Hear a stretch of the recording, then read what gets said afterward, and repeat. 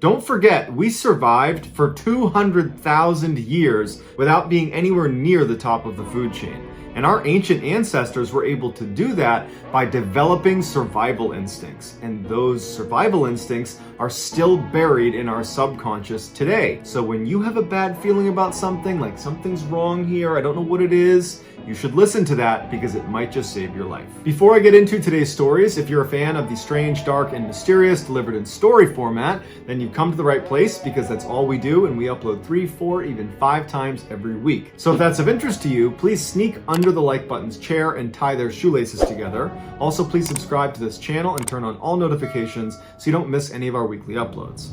All right, let's get into today's stories.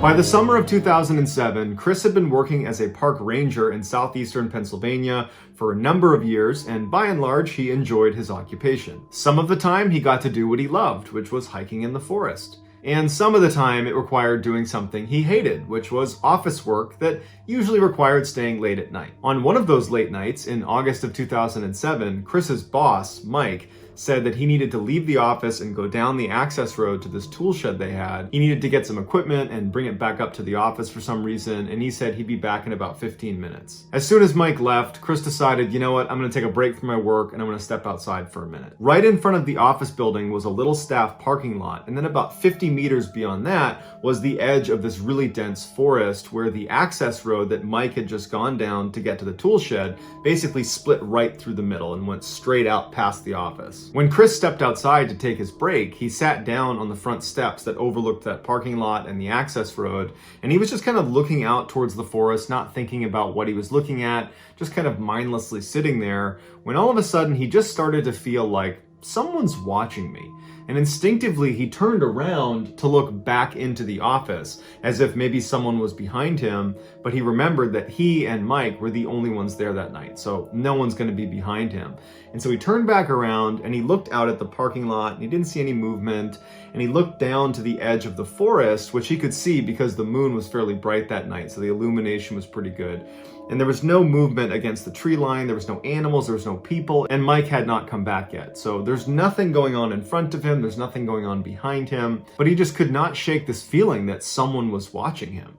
And so Chris, he's not easily spooked. He's used to being out in the forest in the daytime and at night. He's used to being at this office. A lot of times he worked at the office on his own at night. So he's used to this environment. And so he thought, you know what, I'm gonna go look around. And so he walks down the steps and he walks into the parking lot and he begins looking behind some of the cars. There's only a handful in the lot. There's nothing in the lot, and he keeps walking till he's about 10 meters away from the edge of the forest. And he looks into the forest, and it's too dark to see anything, and there's nothing out here. There's no movement, there's no animals. Mike is still not back yet, and so even though he could not shake this sense that someone is watching him, he felt like, you know what, I did my diligence, and there's no one out here, so it's just gotta be in my head. And so he decides he's gonna go back inside, and so he turns around, and he starts walking back up towards the office, when all of a sudden he hears this whooshing sound come past his head. And he didn't know what it was, but it sounded like someone took a stick and threw it overhand, so it's spinning like a tomahawk as it passed by his head. And because the sound was so loud and he was already on edge about someone potentially watching him, that he actually dove as soon as he heard it and fell to the ground and scrambled around and looked at the tree line from where this thing came from, but there's no one there. And he scrambles to his feet and he's still looking around, and he starts backpedaling towards the office with his eyes still on the forest, and his attention kind of shifts from the forest to what was just thrown at me. And he turns around and starts walking around looking for something on the ground, like a stick, to see if something really was thrown at him, but he can't find anything. He didn't do an exhaustive search. He didn't look under every single car, but an initial scan turned up nothing. And then he turns back to the forest and he doesn't see anything out there. And even though, again, he feels totally stressed out, like something's out here and I can't see it, he's like, am I going crazy? Did that really happen? Because I can't find this big stick that apparently flew past my head. So is this all happening in my head? But regardless, he's totally freaked out and he sprints back inside the office and locks every door. 20 minutes later, Mike comes blazing up the access road. He stops in front of the office and runs up the stairs. Chris goes over, unlocks the door, and he lets him in. And Chris is about to tell him about this crazy stick throwing incident, but he can tell Mike is really upset about something. Probably more upset about whatever happened to him than Chris is about this stick throwing thing. And so Chris tables his story, he locks the doors behind Mike, and he turns to him and he says, "What's going on? What's wrong with you?" At first, Mike doesn't say anything. He just paces back and forth inside the office. And then finally, Chris calms him down and he gets him to explain what happened. Mike tells him that he was down at the tool shed, which is about a half mile down the access road and about 20 meters off the road into the forest. And he's at the shed, it's open, and he's pulling out the different pieces of equipment he's going to bring back to the office. And he says all of a sudden, all the hairs on his body stand up. He's got goosebumps. And immediately he thinks, someone's watching me. And he turns around and there's no one there. He looks to his right and his left. He kind of pokes his head in the shed, like is someone hiding in the shed? There's no one in there. He walks to the back of the shed. There's no one behind the shed. And he's just totally stumped why he's feeling this way. He goes back to the front of the shed and he's going over in his mind what made him feel this way. And he can't put his finger on it, but he cannot shake this feeling of someone watching him. And it's making him totally anxious. So he gets all the things he needs from the shed as quick as he can. He locks it up, he turns, and he starts speed walking back out to his truck. When he gets about 5 meters away, he hears footsteps running right to left behind him, back where the shed is. And because he was already completely on edge about someone watching him in the woods somewhere, he doesn't even turn around to see what that is. He knows he needs to run to his car and get inside and put steel between him and whatever is out there. Once he's inside, he locks the door, he turns on the ignition and looks one last time in the direction of where he came from. And to his horror, there is a man walking into the woods right next to the shed, turning the corner behind and disappearing into the woods. His instincts were spot on. He was being watched. And that's when Mike hit the gas and sped back to the office. Chris then tells Mike about his stick throwing incident because all of a sudden that seems a whole lot more real, and they both agree that whoever threw something at Chris is probably the same guy who was hiding near the shed with Mike. Concerned this guy might come back and break into the office, they stay the night there and they watch the whole time. They don't see him again. And the next morning they file a report and they tell the incoming park rangers what happened. But after this, there were no more reports of this strange hooded figure roaming around the forest. And to this day, Chris and Mike have no idea who he is or what he wanted. But they can both agree, whoever he was bad news.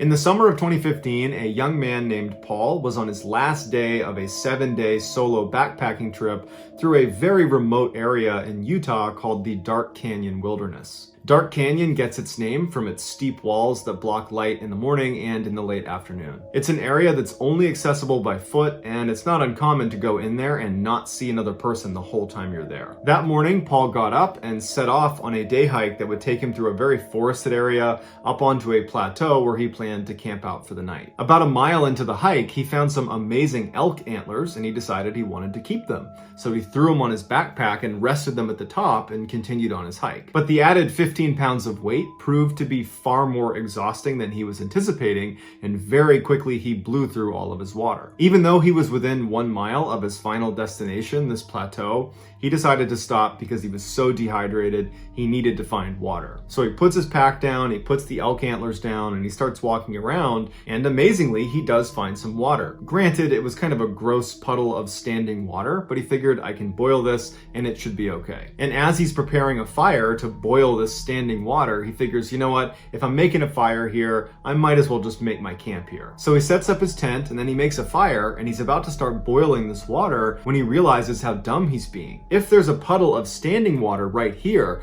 then probably just a little ways upstream, there's going to be some running water. Why don't I not boil this crappy water that will only yield, a couple sips of water and go look for the running water where I can drink as much as I want? So he puts the pot down and he leaves all of his gear at the campsite and he begins walking up this mountain to hopefully find a stream. And after about a half mile of walking up this mountain, he finds this little spring. Immediately, he's down on hands and knees drinking as much water as he possibly can because he's super dehydrated.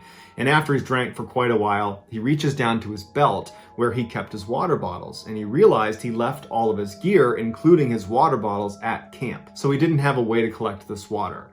And so he's like, shoot, I gotta go back to camp and get the bottle and come back. I'm gonna burn a bunch of energy. But he's like, you know what can you do? I need the water.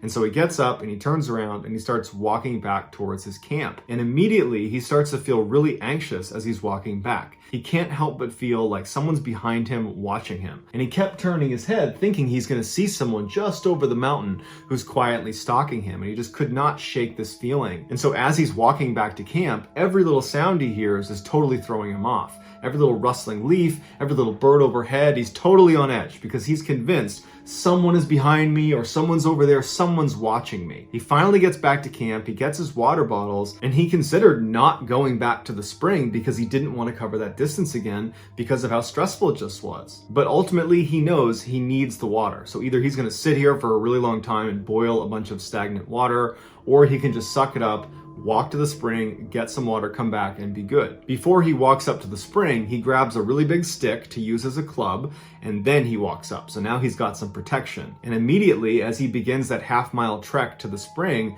the anxiety pours right back over him, and he can't help but feel like someone is watching him. But he gets up to the spring, he fills his water bottles, he turns around, and he starts walking back, and he walks down this little rock face and lands on the trail he had just been on a minute ago, and he stops because he sees something on the ground that wasn't there before. A fresh mountain lion print is placed right in between two of his footprints that he had just made on his way back to the spring, meaning there's a mountain lion somewhere right around here that's not just watching me, it's hunting me. Paul doesn't really know what to do, so he runs to his campsite and gets in his tent and huddles in his tent for the rest of the night, hoping a mountain lion doesn't attack him. And fortunately, it does not. And what he thinks probably happened was when he picked up those elk antlers and put them on his backpack and was walking around with them, he probably attracted the mountain lion that thought he was an elk and therefore food.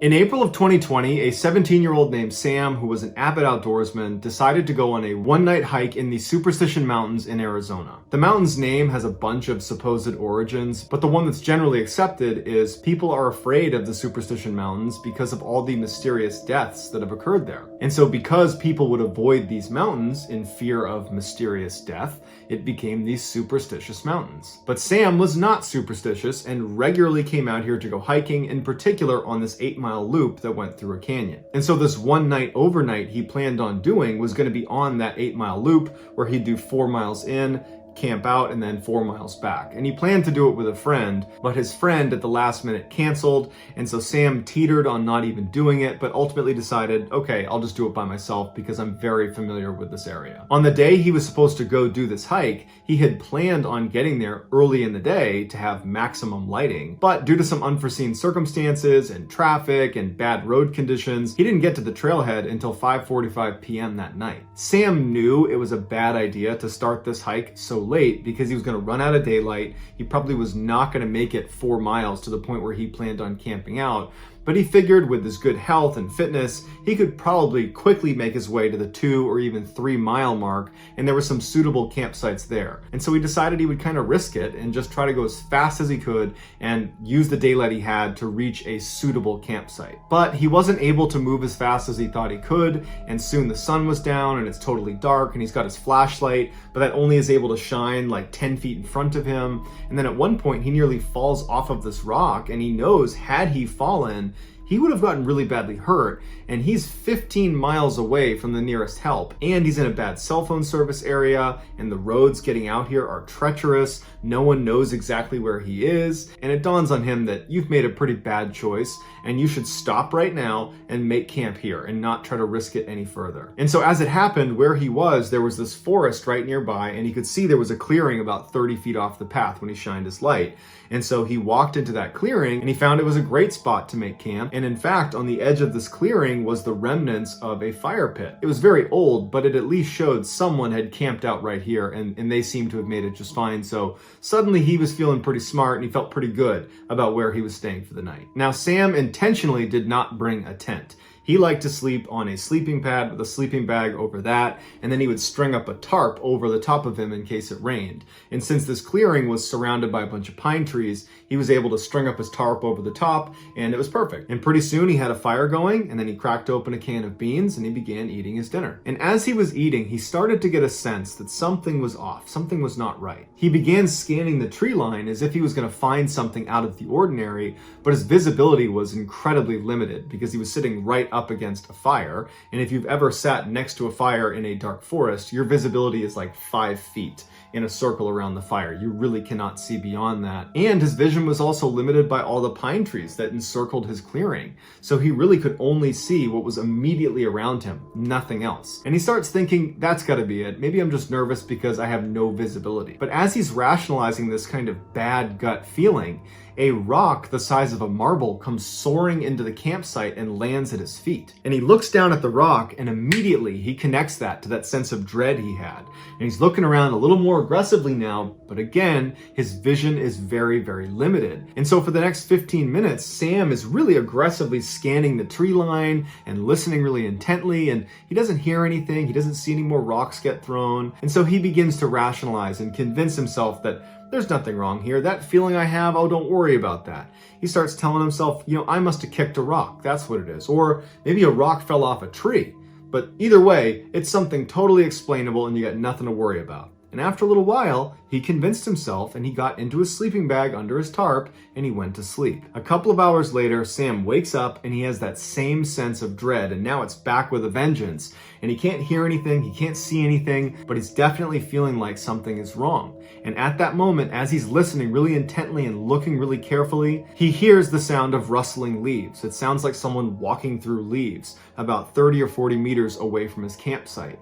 And initially, he can't tell if this person or animal is walking towards his campsite or away, but over the next 30 seconds or so, the sounds start to fade, and he convinces himself that, okay, they've left and everything's fine. But just in case, he wanted to grab his flashlight and shine it in that direction, and so he reaches next to him where he had left it when he had gone to bed a couple hours earlier, and he can't find his flashlight. And he's looking around for it, and he can't find it, and he's like, man, that's weird. I had it right here, right next to my body, and it's not here anymore. And that's when the alarm bells start going off in his head, because the only way this flashlight moves is if he moved it. And if it's not here, how did it move? And so he jumps out of his sleeping bag, he ducks out from under the tarp, and he's looking around on the ground in the immediate vicinity of where he was sleeping to find this flashlight. And as he's looking, out of the corner of his eye, he sees some light. And he turns his head, and in the same direction that he had heard those footsteps, those rustling leaves, when he was still laying down, he sees his flashlight laying on the ground about 10 meters away, which means someone or something had been less than a foot away from him to get this flashlight that was right next to him while he was fast asleep and totally helpless, and had moved it all the way over there. And immediately, Sam thinks to himself, that's a trap. They are trying to lure me away from my campsite. Suddenly, he felt so scared he wanted to vomit, but he knew in order to survive this situation, he needed to keep his wits about him. So he puts his boots on and he grabs his knife, and he knows he's not leaving this campsite. In fact, he's going to build the biggest fire he can. He's going to stoke that fire as big as he can get it, and he's not going to go anywhere near that flashlight. For the next several hours, Sam just stood in the middle of his campsite holding his knife, preparing to confront whatever the heck is out in the woods. And over those several hours, he would hear footsteps approach his campsite, turn around, and leave. Every time the fire got lower, he noticed they would come closer and closer and closer, and when he would stoke the fire, they wouldn't come as close. But at about 3 a.m., he ran out of firewood, so unless he went into the woods to get more, he'd be out, and he's certainly not going into the woods. That's the whole point, is to avoid the woods where this thing is. And so as the fire died down, Sam prepared himself mentally for whatever happened next, because he knew that with that fire gone, this thing was comfortable coming all the way in, coming all the way up right next to him to get the flashlight. And so finally, he hears the footsteps approaching, and before this, the closest they had come was maybe about 15 meters away. They were far enough away it didn't feel intimate. It was terrifying, but he had some distance. This time, they walk right up to about 3 meters away, but they intentionally come behind the thickest group of trees, so he can't see them. And it's still dark outside, and he's in that bubble of light near the fire, so he's blind to whatever's on the other side of those trees. But he knows they're there, and they've stopped. And for 2 hours, this poor kid is standing in the middle of this campsite, facing in the direction of whatever is behind the trees. Probably his imagination is going crazy at this point with what could be behind those trees, just waiting for whatever happened next. But ultimately, the only thing that would happen is the sun would eventually come up, and right before it actually popped over the horizon, this thing on the other side finally moved, it turned around and ran away, and it did not come back. And so when the sun finally did come up, Sam didn't just charge out of there because he's still thinking there could be a trap. He waited until it was totally full sunlight, and then he packed up everything he had, and he practically sprinted back to the parking lot, back into his car, and he drove nonstop for 20 miles until he got to a gas station where he could park and collect himself. And when he got there, he got out of his car and he went in and he got a drink, and when he came out, he noticed someone had written something on the dust on the back window of his car. And he walks over and it just says, "Sleep well?" ? Sam is confident whoever was stalking him at his campsite is the same person or group of people that wrote this message on his car. And now Sam just wonders, what would have happened if I retrieved that flashlight? So that's going to do it, guys. Let me know in the comments what you thought of today's stories, and I will pin the best comment at the top of the comments section. If you enjoyed today's stories and you haven't done this already, please sneak under the like button's desk and tie their shoelaces together. Also, please subscribe to our channel and turn on all notifications so you don't miss any of our weekly uploads. If you want to get in touch with me, you can direct message me on Instagram or on Twitter. My username for both platforms is the same. It's just JohnBallen416. I also have a ton of content over on TikTok where my username is MrBallen. If you have a story suggestion, please submit it to our subreddit just called MrBallen. It's linked in the description below. So whether I see you on Twitter, Instagram, TikTok, Reddit, YouTube, some combination, just know that I really appreciate your support. And until next time, that's going to do it. See ya.